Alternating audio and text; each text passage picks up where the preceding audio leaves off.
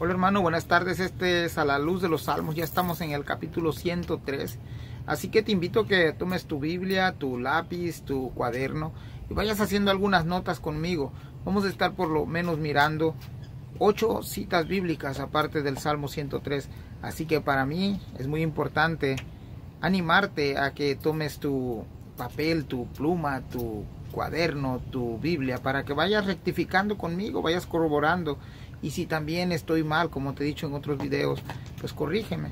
Esto es A la Luz de los Salmos y comenzamos con el capítulo 103. Así que abre tu Biblia y dice lo siguiente: alabanza por las bendiciones de Dios. Y simplemente se nos dice de este salmo, no hay más descripción en la Biblia, sino que simplemente nos dice que es un salmo de David. No conocemos bajo qué circunstancias el autor se encuentra, pero lo que sí sabemos que si hay alguien que experimentó, que vivió la misericordia, la bondad de Dios, la liberación y la gracia, fue precisamente David. Es uno de los máximos ahí exponentes de los salmos. Aunque no todos son de ellos, a veces nosotros le atribuimos la mayoría de los salmos a David. Pero miremos ahí qué cosa nos dice en este Salmo 103. Y una de las preguntas que quiero hacerte al inicio es: ¿faltarán razones para bendecir a Dios? Y quédate con eso en mente, porque en realidad, aunque tú no seas cristiano, siempre recibes los beneficios de la bendición de Dios.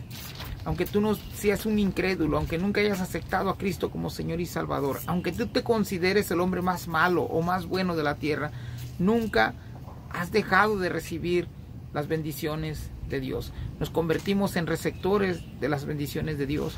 Pero una de las cosas que vamos a estar mirando en este texto es que como David, en otros textos, en otros salmos, también David le pregunta a su alma, a su ser, y el inicio de este salmo es algo similar a otros.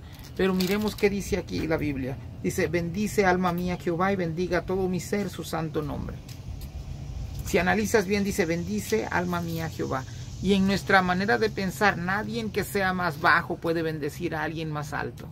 Sí, ese es un sentido que nosotros nos imaginamos. ¿Cómo yo puedo bendecir a Dios si el que me debe de bendecir es Él a mí? Pero sin embargo, vayamos un poquito a los significados de la palabra. Y la palabra bendecir significa presente o regalo. Y también significa rodilla. O sea que lo que el salmista está diciéndole aquí a su alma: ¿sabes qué, alma? Nos vamos a presentar, nos vamos a arrodillar delante de Dios. Nosotros mismos vamos a hacer ese presente. Es lo que el salmista le está diciendo a su alma. Él está hablando internamente. Dice: bendice alma mía Jehová y bendiga todo mi ser su santo nombre. O como dice un canto traducido al español del inglés: que todo lo que soy alabe al Señor. Sí, con mis manos, con mis pies, con mis bocas, con mis ojos, con todo. Pero aquí también dice: todo lo que soy, mi alma, mi interior, mi ser. Romanos nos dice en Romanos 12:1 que presentemos nuestros cuerpos vivos. Y eso es algo que también debemos de tener en cuenta, que cuando nos presentamos ante Dios debe ser con nuestro razonamiento, con nuestro entendimiento, con nuestras emociones también. Que todo lo que hagamos sea acorde a lo que Dios espera de nosotros.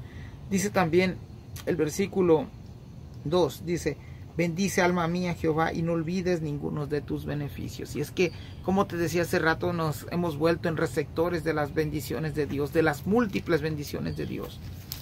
Y algo que me viene ahorita a la mente es de que podemos imaginarnos a David postrado en oración, arrodillado ante Dios, decir este texto y decir lo siguiente: ¿sabes qué, alma? No es lo suficiente lo que estamos haciendo en adorar a Dios. Necesitamos adorarle más. Y también me lleva a recordar palabras de Jesús que dice que aquellos que le buscan a Dios, que Dios busca adoradores que le busquen en espíritu y en verdad. Que todo nuestro ser alabe a Dios, nuestra alma, nuestro corazón, nuestra mente, aún nuestro cuerpo. También hemos aprendido en otros salmos y en la Biblia que nuestro cuerpo se vuelve ahora en el templo del Espíritu Santo. Dice el versículo 3, y yo quiero que cheques esto, porque te voy a poner un ejemplo. Si tú y yo oráramos como David está orando de esta manera, no siempre la oración se trata de mí. No siempre la oración se trata de necesito, dame, sáname, bendíceme. No, Vemos también aquí que uno de los ingredientes principales de la oración es de engrandecer el nombre del Señor, reconocer sus atributos, reconocer su carácter. Por eso es que es muy importante que aprendamos a la luz de los salmos, a la luz de las escrituras, cómo orar, cómo conducirnos a Dios cuando vamos en ese momento, que tenemos ese momento de privacidad en oración con Dios. Y fíjate, vamos a poner un ejemplo muy sencillo. Es como que si yo estuviera orando o tú estuvieras orando y le dijeras a partir del versículo 3, 4 y 5, que tú le dijeras: alma, Él es quien perdona todas nuestras iniquidades. Por eso necesitamos bendecirlo. Alma, Él es el que sana todas tus dolencias.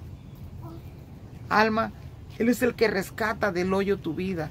La Biblia nos dice que estábamos muertos en nuestros delitos y pecados, que estábamos como hundidos en el barro, hundidos en el lodo. Dios nos rescata de ahí, de ese lodo, de ese barro, de esa inmundicia. Dice también el versículo 4, y te digo, tómalo como ejemplo y repítelo, y di: alma, Él es el que te corona de favores y misericordias. ¿Cuántos favores no hemos recibido de parte de Dios a lo largo de nuestra vida?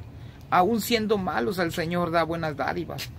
Dice el versículo 5, y dilo también junto conmigo: alma, el que sacia de bien tu boca. Jamás Dios nos ha dejado sin alimento.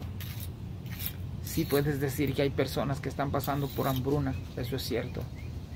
Pero esas hambrunas muchas veces Dios lo permite para que también nosotros como humanos, como cristianos, como seres humanos tengamos compasión de ellos y podamos nosotros también ser esos proveedores de estas personas. Pero aquí también dice el versículo 5, alma, Él es el que sacia bien tu boca, de modo que te rejuvenezcas como el águila. Y es que las bendiciones que Dios da, ya sea en alimento, ya sea en vestido, ya sea en animarnos espiritualmente, nos hace rejuvenecer como el águila.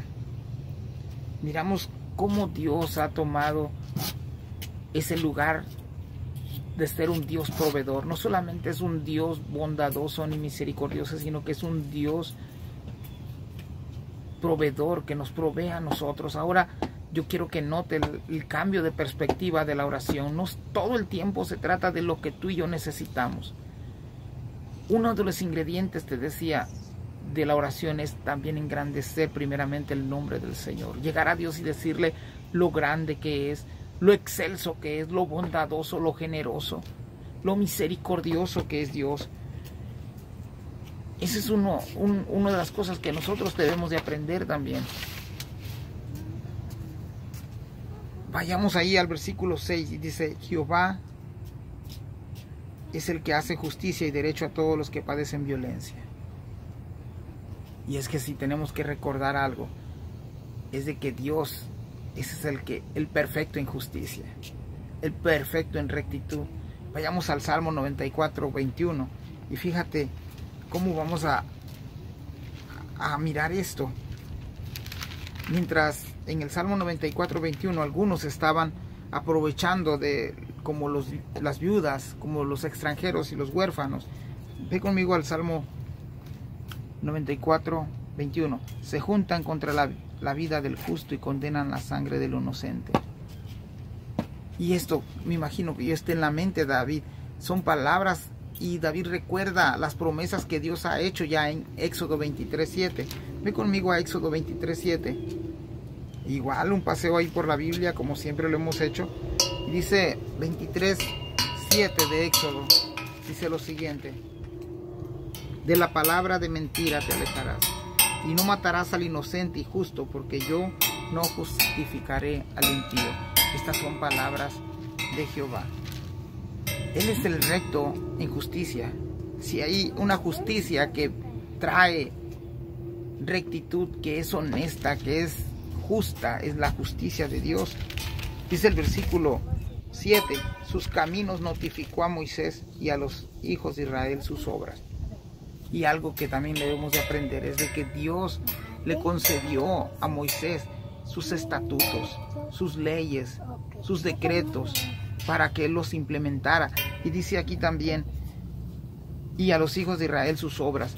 A Moisés se le enseñó el plan de Dios, cómo se debía de conducir una nación, un ser humano. Pero a los israelitas se les enseñó a obedecer esos decretos. Mas sin embargo, siempre se quedaron cortos, siempre desobedecieron a Dios. Y miramos que a nosotros no estamos lejos de eso. Aunque a veces conocemos la Biblia, nos hace falta ser hacedores. No basta ser con conocedores, sino Dios busca también a los hacedores de su palabra. Vayamos allí al versículo 8 y dice: misericordioso y clemente es Jehová, lento para la ira y grande en misericordia. Dos atributos que miramos en el versículo 6, de los muchos atributos de Dios, de los muchos aspectos de su carácter de Dios, de los múltiples aspectos del carácter de Dios, era el que Dios es justo y recto.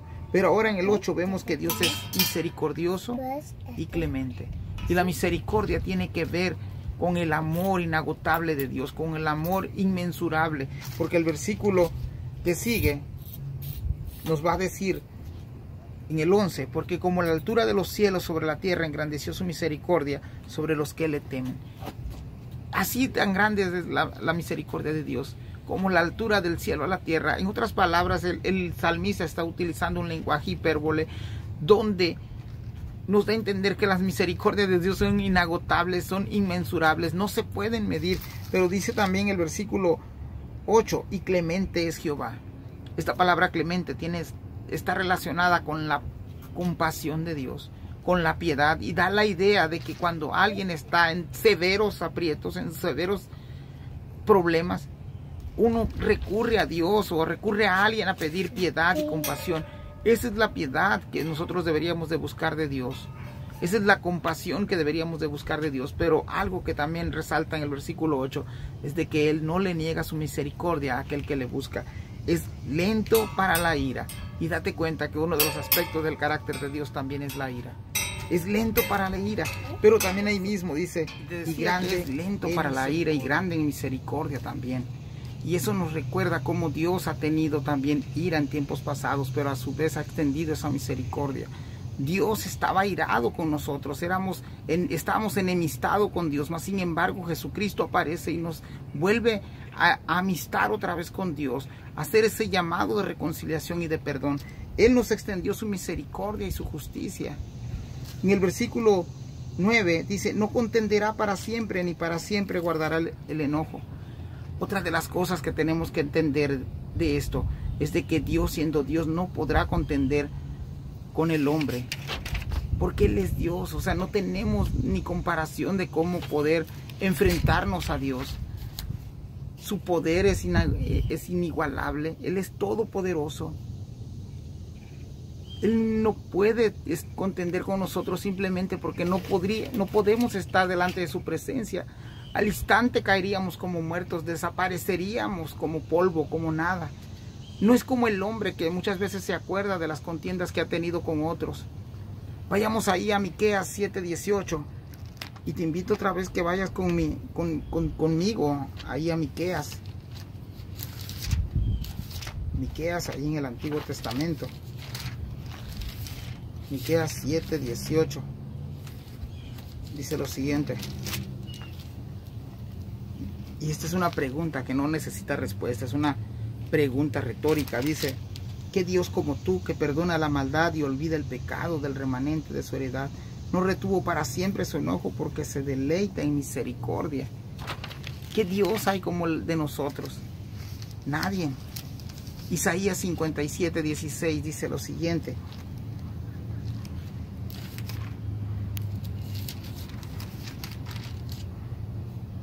Porque no contenderá para siempre, ni para siempre me enojaré, pues decaería ante mí el espíritu y las almas que yo he creado. Nadie podría estar ante la presencia del Señor. Por eso es que también más adelante nos explica que Jesucristo que necesitamos tener un cuerpo diferente para poder estar delante de la presencia del Señor. Es el mismo cuerpo que Cristo recibió al ser resucitado por el poder del Espíritu Santo. Un cuerpo glorificado donde seamos capaces de estar delante de la presencia del Señor. El versículo 10 dice, no ha hecho con nosotros conforme a nuestras iniquidades, ni nos ha pagado conforme a nuestros pecados. Y esto es maravilloso, porque nosotros estábamos condenados a muerte, a perdición eterna. Mas sin embargo Dios, dice el versículo 10, no ha hecho con nosotros conforme a nuestras iniquidades. Aunque merecemos que nos castigue por nuestros pecados, Él no lo hace. Por el contrario, el verso 11 dice, porque como la altura de los cielos sobre la tierra, engrandeció su misericordia sobre los que le temen. Y ahí está el tamaño de la misericordia de Dios. Es inmensurable, es grande. Y también otra de las cosas, pero no para todos. Dice ahí el versículo 11, para aquellos que le temen. ¿Quiénes son aquellos que le temen?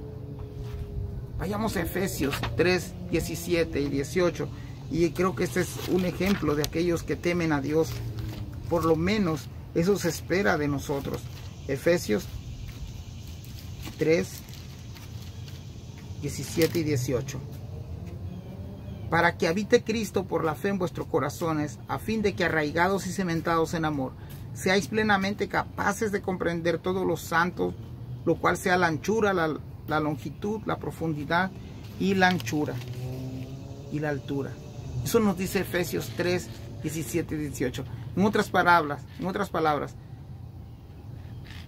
nosotros o los creyentes que han sido llamados por Dios, ya cristianos, ya regenerados, seríamos capaces de discernir el tamaño de la misericordia de Dios. Haber experimentado ya esta misericordia. Y es que te decía en otros videos que la misericordia de Dios solamente se ve cuando la justicia de Dios se implementa.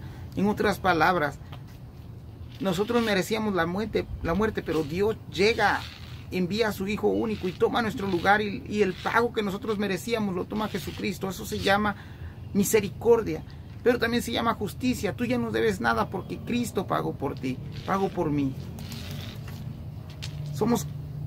Nosotros tenemos todo el deber de bendecir a este Dios grande y excelso y maravilloso.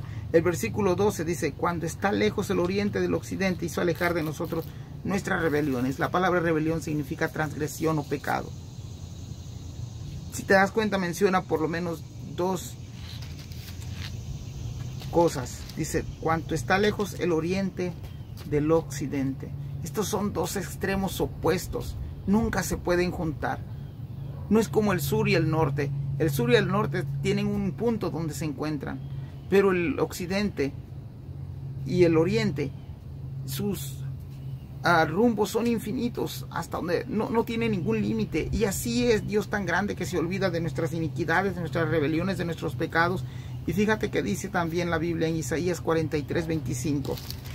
Te llevo ahí a Isaías o a los paseos que te estoy dando para que vayas corroborando conmigo lo que te estoy diciendo. Dice Isaías 43, 25.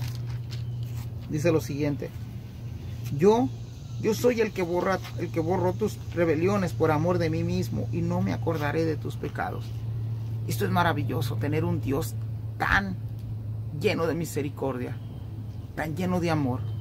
Es más, nosotros los hombres somos los que nos encargamos muchas veces de recordar nuestro pasado, de traerlos al presente, y nos afectan. Pero Dios no es así. Dios se olvida y los borra para siempre.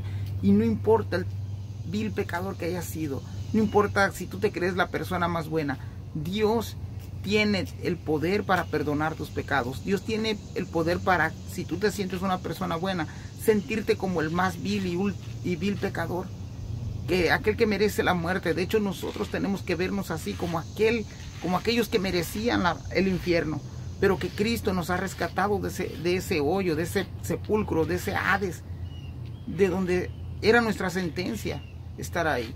Gracias a Cristo que nos ha venido a rescatar, hoy somos libres, hoy sabemos que vamos a gozar de una vida eterna. Dice el versículo 13, como el Padre se compadece de los hijos, se compadece Jehová de los que le temen. ¿Te das cuenta cómo nosotros como padres nos compadecemos de nuestros hijos? A veces no le damos el castigo que merece, aunque hay correcciones. Pero nosotros también, Jesucristo nos dice, ¿quién de nosotros los padres le damos de comer a nuestro hijo una serpiente cuando ellos nos piden un pescado? No podemos pagar así a nuestros hijos. Así es lo mismo Dios. Dice el versículo 14, porque Él conoce nuestra condición, se acuerda de que somos polvo. ¿Tú te acuerdas cómo Adán y Eva fueron formados? Bueno, en este caso Adán, y cómo Adán fue tomado del polvo. De hecho, nosotros en la actualidad podemos mirar a personas que se han cremado, no las han sepultado, y cómo instantáneamente se vuelven un polvo. Esto parece mentira, pero es lo que somos, es polvo, y Dios no se olvida de eso. Él se acuerda de que somos polvo, y el salmista nos está mostrando también la fragilidad del ser humano, como el ser humano es temporalmente pasajero, porque más adelante dice aquí, el hombre, versículo 15, como la hierba son sus días, florece como la flor del campo. En otros salmos también ya lo hemos visto, como en contraste entre Dios y el hombre, no hay comparación. Mientras Dios es eterno, el hombre nada más vive alguna fracción de tiempo delante de Dios. Dice el versículo 16, que pasó el viento por ella y pereció, y su lugar no la conocerá más. Eso es la vida del hombre. Hoy estamos, mañana ya no estamos. De hecho, nuestros años se deberían de contar por días. En realidad, vamos de paso nada más. Ya sea que seas cristiano o no lo seas, vamos de paso. La vida aquí es temporal, pero Dios nos ha ofrecido vida eterna a través de Cristo Jesús. Dice el versículo 17, más la misericordia de Jehová es desde la eternidad y hasta la eternidad sobre los que le temen, y su justicia sobre los hijos de los hijos. En otras palabras, el amor de Dios siempre ha estado presente en la eternidad. Y así como estaba al oriente del occidente, que no hay límites, así es el amor de Dios, la misericordia de Dios, desde la eternidad hasta la eternidad, sobre los que le temen, y su justicia sobre los hijos de los hijos. Aquellos que le temen gozan de esta misericordia, y no solamente ellos, sino que los hijos de estas personas, por conocer a Dios, por conocer a Jesús, por llevar sus estatutos, vivir bajo la voluntad de Dios, también alcanzan misericordia. Dice el versículo 18, sobre los que guardan su pacto y los que se acuerdan de su mandamiento para ponerlos por obra. Estas son las personas de las que Dios está hablando, aquellos que Dios tiene misericordia de ellos, a los que guardan su pacto y los que se acuerdan de sus mandamientos para ponerlos por obra. Y te acuerdas que no solamente son los hacedores, sino también los oidores, o en otras palabras, no solamente son los oidores, sino también los hacedores. Estas cosas van juntas de la mano. No puedes hacer nada si no conoces, y no puedes conocer si no conoces a Dios. ¿Te acuerdas de que hablábamos del Salmo 100? Y reconoced que Jehová es Dios, y que Él nos hizo y no a nosotros mismos. Es que reconocer a Dios es saber qué es lo que tenemos que hacer, porque ya Dios también nos ha dejado su palabra para que podamos inquirir en ella. Dice el versículo 19, Jehová estableció en los cielos su trono, y su reino domina sobre todos. Y mientras nosotros los hombres estamos aquí abajo, así como polvo, de hecho pues somos polvo, Dios está sentado en su trono, y esa es una verdad absoluta, y su reino domina sobre todos. Y eso es algo tan precioso, porque nosotros podemos mirar que es Jesús quien rige todas las cosas, es nuestro Señor Jesucristo, que fue criado todo por Él y para Él. Y Él es el que rige este mundo. Y un día veremos su reino ya implementado sobre su pueblo, sobre aquellos que le han recibido. Dice el versículo 20, y hace un llamado aquí a otros pueblos, a otras personas. Hablando en tercera persona, dice, bendecid a Jehová vosotros sus ángeles. Yo no sé si le está hablando a los ángeles celestiales o nos está llamando a nosotros como ángeles, pero lo cierto es de que todo mundo tiene que bendecir a Dios. Dice, poderosos en fortaleza. Y hay personas aquí dentro de la tierra que son poderosos en fortaleza. A lo mejor no son ricos, a lo mejor no tienen un cargo político o en un reino, pero sí son poderosos en fortaleza, que siempre están buscando la voluntad de Dios y se hacen fuertes, que ejecutáis su palabra obedeciendo a la voz de su precepto, que siempre están cumpliendo lo que Dios ha pedido de ellos. Dice también el versículo 21, bendecid a Jehová vosotros sus ejércitos. Tú y yo hemos venido a ser parte de la milicia ya de Dios. Dios, por medio de Jesús, nos ha escogido para que nosotros vayamos a ser ese ejército, ese pueblo redimido, ese pueblo que Dios ha puesto para anunciar sus verdades. Dice también el versículo 21, ministros suyos que hacéis su voluntad. Y te das cuenta que nosotros también somos llamados a ser ministros, que somos llamados a ministrar las multigracias que Dios nos ha dado. Vayamos ahí al 22 y dice, bendecid a Jehová vosotras todas sus obras. Ahora es un llamado no solamente a las naciones y a los pueblos ni a las personas, sino que también a lo creado por Dios. Dice, en todos los lugares de su señorío. Dios es el que señorea sobre todas las cosas. Pero el cierre de este salmo es como el coro, como un estribillo que se vuelve a repetir y luego termina, bendice alma mía a Jehová. Todo lo que somos necesita bendecir a Dios, bendecir a Jehová. Todo lo que somos necesita, y es un deber para nosotros los cristianos, bendecir el nombre de Dios. ¿Cómo lo estamos haciendo? Bendecimos el nombre del Señor en todo momento. Venimos ante Él con rodillas. Nos presentamos ante Él como ese regalo, ese presente que Dios espera como ofrendas gratas, agradables delante de Dios. Porque si es así, sigamos haciendo esto. Y si no es así, nos planeemos, nos esforcemos por presentarnos a Dios de esta manera.